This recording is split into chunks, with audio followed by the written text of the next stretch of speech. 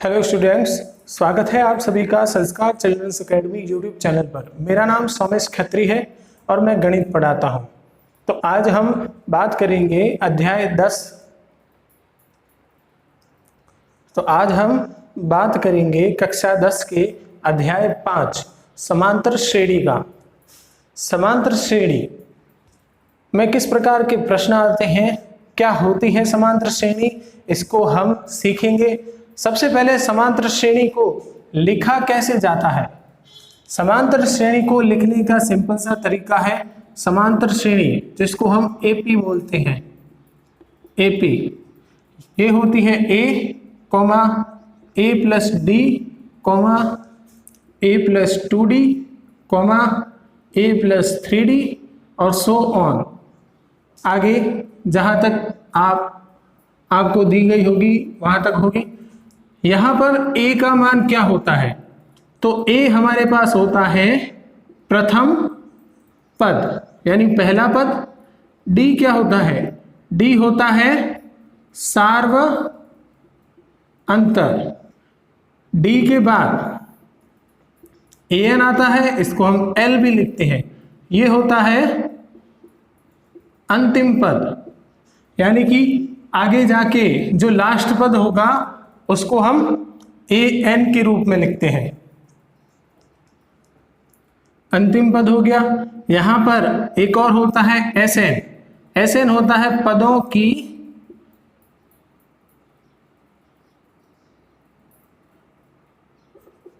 S N होता है पदों का योग, सभी पदों का योग। और एन का मान है पदों की संख्या, यानी कि यहां कितने पद है उसकी संख्या। यानी कि 10 है तो n का मान 10 हो जाएगा, 15 है तो 15 हो जाएगा, 17 है तो 17 हो जाएगा। तो इस प्रकार समांतर श्रेणी है, a है, d है, an है, sn है, n है। अब इसमें किस प्रकार के प्रश्न आएंगे, कुछ सूत्र है, उस सूत्रों के बारे में हम पढ़ेंगे, कुछ प्रश्नों को करेंगे। स्टूडेंट्स, सबसे पहले एक श्रेणी दी गई होगी हमें इस प्रकार 3, 5, 7, 9 और आगे। इस श्रेणी में हमें पूछा जाएगा प्रथम पद निकालिए। प्रथम पद यानी ए का मान। तो प्रथम पद यानी पहला पद तो सिंपल हो जाएगा, पहला पद 3 है, आ गया। फिर पूछेगा सार्व अंतर निकालिए। ये आपको याद करना है, सार्व अंतर को डी से लिखते हैं और सार्व अंतर का सूत्र होता है a2 माइनस a1। a2 होता है दूसरा पद, a1 होता है पहला पद। यानी दूसरे पद में से पहला पद घटाएंगे तो 5 में से 3 गए बराबर 2, तो d आ जाएगा 2, यानी अंतर। और हमेशा याद रखना, अंतर हमेशा बराबर होगा। दूसरे में से पहला घटाओगे, 5 में से 3 गए 2 आएंगे। तीसरे में से दूसरा घटाओगे, 7 में से 5 गए 2 आएंगे। चौथे में से तीसरा घटाओगे, 9 में से 7 गए 2 आएंगे। तो इस प्रकार आगे जब भी लगातार 2 पदों को आप घटाएंगे तो सार्व अंतर हमेशा समान आएगा। हमें लगातार 2 पदों को घटाना है, दूसरे में से पहला, तीसरे में से दूसरा, चौथे में से तीसरा, घटाने पर समान आ रहा है तभी वो समांतर श्रेणी होगी, जब सार्व अंतर हमेशा समान आए। तो यहां प्रथम पद आ गया, सार्व अंतर आ गया। और सार्व अंतर हमेशा समान है कि 7 में से 5 घटाने पर भी 2 आ रहा है, 9 में से 7 घटाने पर भी 2 आ रहा है। तो यहां हम कह सकते हैं कि ये जो दी गई श्रेणी है वो समांतर श्रेणी है। इस प्रकार प्रश्न पूछा जा सकता है, एक श्रेणी दी गई होगी, आपको पूछेगा कि क्या यह समांतर श्रेणी है, तो आप इसी प्रकार निकालेंगे। सभी सार्वंतर निकालेंगे। पहला सार्वंतर निकाला, 5 में से 3 घटाया 2 आ गया। दूसरा सार्वंतर निकाला, 7 में से 5 घटाया 2 आ गया। तीसरा सार्वंतर निकाला, 9 में से 7 घटाया फिर भी 2 आ गया। जब सार्वंतर बराबर आ जाते हैं तो हम लिख सकते हैं कि वो क्या है, समांतर श्रेणी है। स्टूडेंट्स, अब आते हैं हम कुछ सूत्रों पर। सबसे पहले हमारे पास एक सूत्र है अंतिम पद ज्ञात करने का सूत्र। अंतिम पद यानी इसको हम ए एन लिखते हैं और एल भी लिखते हैं। तो अंतिम पद यानी ए एन, और ए एन ज्ञात करने का सूत्र होता है a plus n minus one into d. ये सूत्र होता है प्रथम पद प्लस पदों की संख्या माइनस एक इंटू सार्वंतर, a plus n minus one into d. ये आपको याद करना है, तभी आप अंतिम पद ज्ञात कर पाएंगे। जैसे कि मैंने एक प्रश्न लिया यहां पर 2, 5, 8, 11, ये एक मैंने कहा कि ये समांतर श्रेणी है। आप देख सकते हो 5 में से 2 गए 3, 8 में से 5 गए 3, 11 में से 8 गए 3, अंतर समान है, इसलिए ये समांतर श्रेणी है। हमें निकालना है अंतिम पद। सबसे पहले हम प्रथम पद निकालेंगे यानी ए, प्रथम पद को ए लिखते हैं। प्रथम पद है 2, उसके बाद हम निकालेंगे सार्वअंतर, तो दूसरा पद 5 माइनस पहला पद 2 बराबर हो गया 3। अब हम निकालेंगे n, तो n हमें दिया गया होगा, यहां ऐसे लिखा होगा 2, 5, 8, 11 समांतर श्रेणी, और यहां लास्ट में लिखा होगा 14 पदों तक। तो ये जो 14 पदों तक लिखा है यही n का मान होता है, यानी इसमें 14 पद है। इस श्रेणी में कितने पद है? 14 पद है, और हमें अंतिम पद निकालना है, यानी 14वां पद निकालना है। उसके लिए सूत्र है ए एन बराबर a plus n minus one into d. N का मान है 14, ए का मान है 2 प्लस एन का मान 14 माइनस 1 इंटू डी का मान है 3।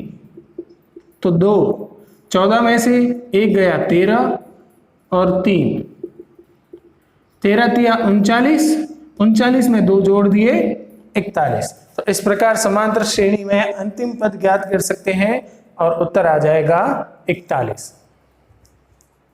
स्टूडेंट्स, हमारे पास ये प्रश्न है कि समांतर श्रेणी √2, 3 √2 और 5 √2 का 18वां पद ज्ञात कीजिए। इसको ज्ञात करने के लिए सबसे पहले हम श्रेणी से प्रथम पद निकालते हैं। प्रथम पद यानी a √2, उसके बाद हम निकालेंगे सार्वअंतर यानी कि d होता है दूसरा पद माइनस पहला पद। तो 3 √2 में से 1 √2 गया, ये कितने √2 है? 1 √2 है। 3 √2 में से 1 √2 गया तो बचेंगे 2 √2, और हमें कौन सा पद निकालना है? 18वां, यानी पदों की संख्या, यहां पर पदों की संख्या n होता है जो 18 है, 18वां पद निकालना है, इसलिए n 18। अब हमें अंतिम पद का सूत्र लगाना है। अंतिम पद an, 18वां पद पूछा है, जो अंतिम पद होगा तो an बराबर होता है a plus n minus one into D. n का मान 18, a 18 बराबर a का मान √2 प्लस n का मान 18 माइनस 1 इंटू डी का मान 2 √2। तो यहाँ 1 √2 है, 18 में से 1 गया 17 इंटू 2 √2 हो जाएगा, √2 17 दूनी हो जाएगा 34 और √2। अब यहाँ 1 √2 है और यहाँ 34 √2 है, 34 √2 में 1 √2 जोड़ देंगे तो ये हो जाएंगे 35 √2। तो उत्तर आ जाएगा 35 √2। स्टूडेंट्स, अगला प्रश्न है समांतर श्रेणी 84, 80 और 76 डैश डैश का कौन सा पद शून्य यानी 0 है? सबसे पहले यहां से हम प्रथम पद निकालेंगे a, प्रथम पद है 84, उसके बाद हम सार्वअंतर निकालेंगे d, तो दूसरा पद है 80 माइनस पहला पद है 84। तो 80 में से 84, छोटे से बड़ा घटा रहे हो इसलिए माइनस आएगा, और घटाएंगे तो कितना आएगा? 4 आएगा। उसके बाद कौन सा पद शून्य है? अब हमें वो पद नहीं दिया गया है, यानी n का मान नहीं दिया गया है, वो हमें ज्ञात करना है। कौन सा पद, यानी n का मान ज्ञात करना है, शून्य होगा। तो वो पद हमें दिया हुआ है कि वो पद शून्य है, जो अंतिम पद है वो हमें दिया हुआ है, यानी n का मान हमें दिया हुआ है 0, और यहां हमें n का मान ज्ञात करना है। पूछा है कौन सा पद, तो n का मान है वो कौन सा, यानी n का मान जो पता नहीं है पद शून्य है तो जो पद ज्ञात करना है वो 0 है, यानी वो अंतिम पद होगा, nवां पद होगा। 0 है, शून्य है, दिया हुआ है, इसलिए an 0 हो गया।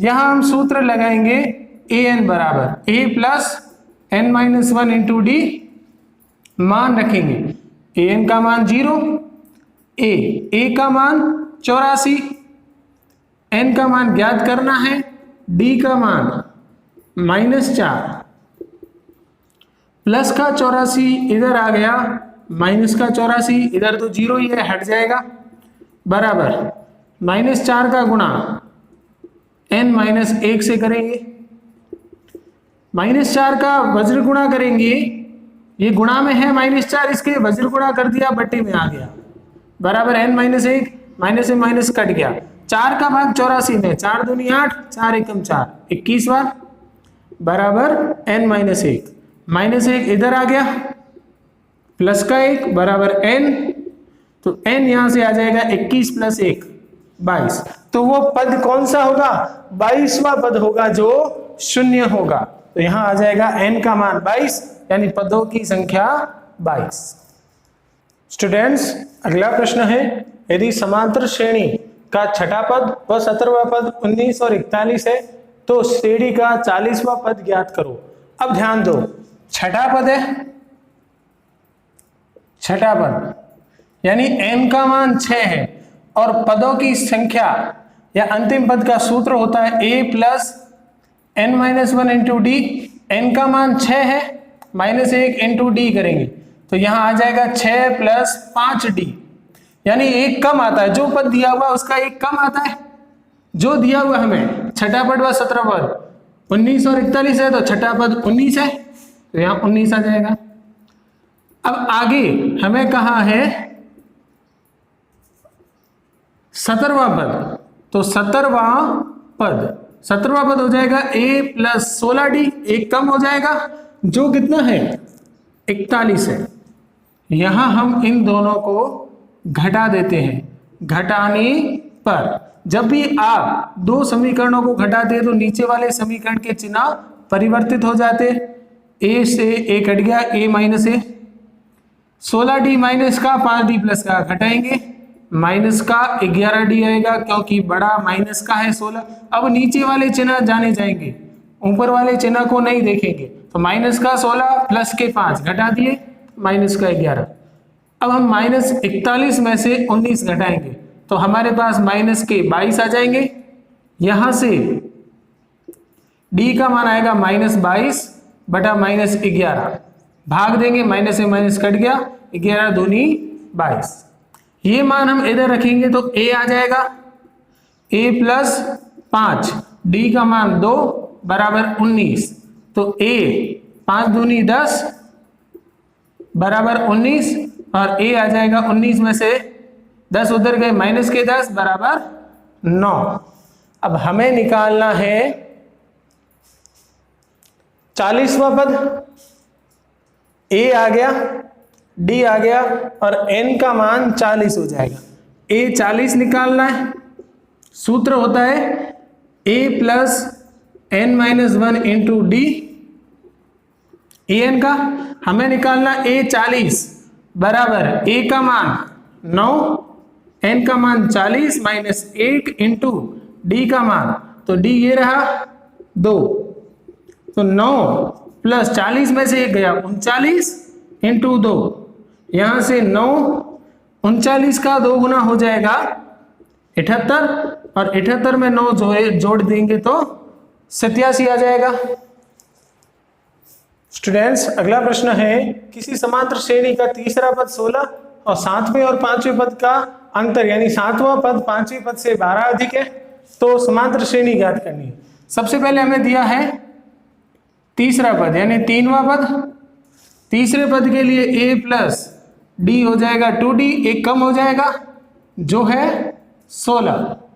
अब हमें कहा है 7वां पद 5वें पद से 12 अधिक है यानी अंतर, 7वां पद माइनस 5वां पद बराबर हो जाएगा 12, 7वें और 5वें पद का अंतर है 12, 7वां पद हो जाएगा a प्लस 6d एक कम माइनस पांचवा पद हो जाएगा a प्लस 4d, इससे भी एक कम बराबर 12, तो a प्लस 6d माइनस का a और माइनस प्लस माइनस 4d बराबर 12, a से a कट गया, प्लस का माइनस का कट गए, 6d में से 4d गए, 2d बचेंगे बराबर 12, 2 का वज्र गुणा 12/2, 2 का भाग 12 में 6 बार, ये मान हम इधर रखेंगे तो a plus 2 into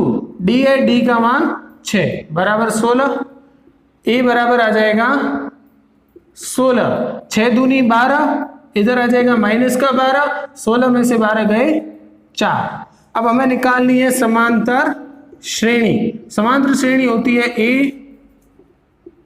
a plus D, a plus 2d, a plus 3d। a का मान है 4, फिर है 4 प्लस d का मान 6, फिर 4 प्लस 2 2d है तो 2 इंटू 6, फिर 4 प्लस 3d यानी 3 इंटू 6, 4 प्लस 6 10, और ये हो जाएगा 6 दूनी 12 और 4 16, 6 तिया 18 और 4 22 डैश डैश डैश। तो ये आ गई समांतर श्रेणी 4 10 16 22 सो ऑन। स्टूडेंट्स, अगला प्रश्न है समांतर श्रेणी 10 7 4 माइनस 62 का अंतिम पद से 11वां पद ज्ञात कीजिए। अब अंतिम पद से कोई पद ज्ञात करना है, उसको ज्ञात करने का एक सूत्र होता है an बराबर l minus n minus 1 into D. यहाँ l अंतिम पद है, मैंने लिखाया था सबसे पहले, यहाँ an अब अंत से कोई पद है और l हमारा अंतिम पद है जो माइनस 62 है। ये है अंतिम पद से कोई पद ज्ञात करने का सूत्र। तो इसको आप लिख लेंगे, याद कर लेंगे कि अंतिम पद से कोई पद आ जाए तो ये ज्ञात करना है। अब हम इसको किस प्रकार हल करेंगे, तो सबसे पहले हम यहां पर समांतर श्रेणी के लिए a निकालेंगे जो 10 होगा प्रथम पद, d निकालेंगे 7 माइनस 10 यानी कि माइनस का 3 आएगा, 7 में से 10 गए 3, माइनस के होंगे क्योंकि 10 बड़ा है और माइनस का है। फिर n का मान दिया हुआ है 11 और l जो अंतिम पद है वो है माइनस 62। अब अंत से 11वां पद जो an लिखेंगे तो वो हो जाएगा l minus n minus 1 into D, जो अभी मैंने सूत्र लिखाया था। यहां से a11 आ जाएगा, l का मान माइनस 62 माइनस n का मान 11 माइनस 1 इंटू डी का मान माइनस 3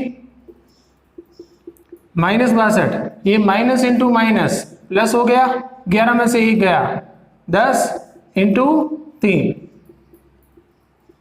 सबसे पहले हम गुणा करेंगे तो 10 तिया 30 माइनस का 62 प्लस का 30। जब भी चिन्ह विपरीत हो तो हमेशा घटाते हैं, तो 62 में से 30 गए 32 बचेंगे। अब बड़ा कौन है, 62 बड़ा है, माइनस का है, इसीलिए माइनस का चिन्ह आएगा। इस प्रकार इसका उत्तर आ जाएगा -32। आपको बस याद रखना है जब भी अंतिम पद से पूछा है तो सूत्र आपको ये लगाना है, अंतिम पद से कोई पद ज्ञात करना तो ये सूत्र लगाना, और अंतिम पद पूछा हो तो आपको पहले वाला सूत्र लिखना है। स्टूडेंट्स, अगला प्रश्न है हमारे पास, एक समांतर श्रेणी में 60 पद है, यदि उसका प्रथम पद व अंतिम पद 7 और 125 है, यानी प्रथम पद 7 है, अंतिम पद 125 है, तो 32वां पद निकालना है। इसको कैसे निकालेंगे? सबसे पहले हमें दिया हुआ n का मान 60, पदों की संख्या है 60, उसके बाद प्रथम पद यानी a 7 दिया हुआ है और अंतिम पद यानी an जिसको हम l भी लिखते हैं 125 दिया हुआ है। तो हमें निकालना है d, सार्वंतर हमारे पास है नहीं, उसके लिए हम सूत्र लगाएंगे an का, an बराबर a plus n minus 1 into D. यहां हमें कहीं नहीं लिखा कि अंत से कोई पद, इसीलिए हम वो वाला सूत्र नहीं लगाएंगे जो हमने थोड़ी देर पहले लगाया था। सिंपल प्रश्न है इसीलिए अंतिम पद वाला ये सूत्र लिखेंगे। a 60 है जो हमें दिया हुआ है, कितना है 125, a का मान 7, n 60 माइनस 1, d का मान ज्ञात करना है। 7 प्लस का इधर आ गया माइनस का, बराबर 60 में से 1 गया 59 इंटू डी। 125 में से 7 घटाएंगे तो आ जाएंगे 118। ये 59 गुणा में है डी के, वज्र गुणा करोगे तो बट्टे में आ जाएगा और बराबर में बचेगा डी। तो डी बराबर आ गया 59 का भाग 118 में 2 बार, डी आ गया 2। अब हमें निकालना है 32वां पद। तो हम मान लेते हैं कि ये 32वां पद अंतिम पद है, तो n का मान अब यहां आ जाएगा 32वां पद। तो सूत्र a 32 हो जाएगा। सूत्र होता है a plus n minus 1 into D. a का मान है 7 प्लस n का मान अब क्या होगा 32 होगा, क्योंकि 32वां पद ज्ञात करना है, माइनस 1 और d का मान हमने निकाला है अभी 2। तो 7 है, 32 में से 1 गया 31 इंटू 2, 7 31 इंटू 2 62, 62 में 7 जोड़ दिए हो जाएंगे 69। इस प्रकार 32वां पद आ जाएगा 69। स्टूडेंट्स, हमारे पास ये प्रश्न है, 4 संख्याएं हैं, समांतर श्रेणी में है। यदि सभी संख्याओं का योग 50 है और सबसे बड़ी संख्या सबसे छोटी संख्या की 4 गुना है, तो संख्याएं ज्ञात कीजिए। अब इसको ज्ञात करने के लिए हम मान लेते हैं माना संख्याएं, और इसको आपको समांतर श्रेणी के रूप में मानना है, क्योंकि समांतर श्रेणी में a plus D, a plus 2d, a plus 3d। तो प्रश्नानुसार चारों संख्याओं का योग 50 है, तो a plus D plus a plus 2d plus a plus 3d, चारों संख्याओं का योग 50 हो गया। a 4a, d plus 2d 3d 6d बराबर हो गया 50।